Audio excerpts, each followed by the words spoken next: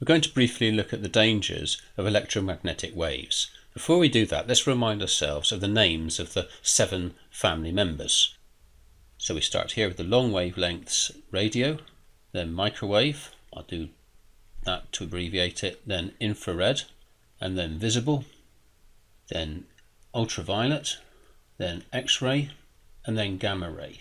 Okay, so as we move from the long wavelengths to the shorter wavelengths, the frequency increases, and as a result the energy that the waves can carry also increases.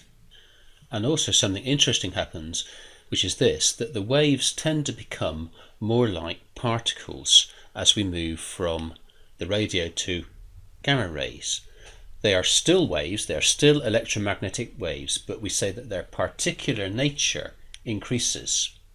You can think of them as little bullets of energy. Now this increase in energy can make the waves quite dangerous to us. Because of this bullet-like nature, they are able to collide with electrons in atoms and knock them out of orbit, causing ionization. Now this can be particularly dangerous if they collide with DNA molecules in the nucleus of our cells, and they can actually transform the DNA information by causing ionization, and this can result in mutations and possible cancers. So this tendency, this bullet-like nature, this tendency to ionize atoms starts around the ultraviolet radiation and can increase as we move towards gamma ray radiation. So there's a danger of skin cancer, for example, from sunlight, because sunlight contains UV light. So we should wear special creams that help to reflect the UV light and stop them causing ionization in the atoms in our skin. Now I'd like to point out here that the metal lead is particularly good at absorbing X-ray and gamma rays. So let's just make a note of that these are absorbed by lead. So radioactive materials which emit gamma rays or radioactive particles should be contained within lead-lined boxes. Likewise, people that work with X-rays, for example, in hospitals, should be isolated from these as much as possible and should wear, for example, lead-lined aprons and work between lead-shielded walls, for example, because these help to absorb these dangerous ionizing radiations.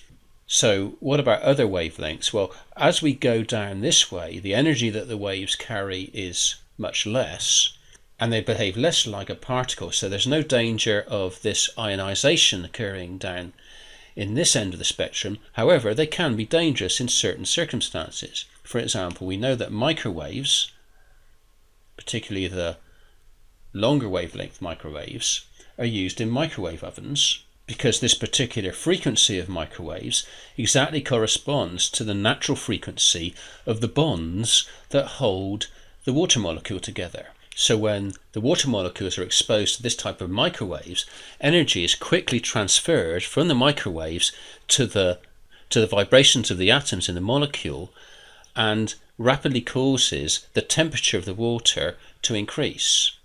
Now this can clearly be dangerous for us if we're exposed to this type of radiation because we are 60% water.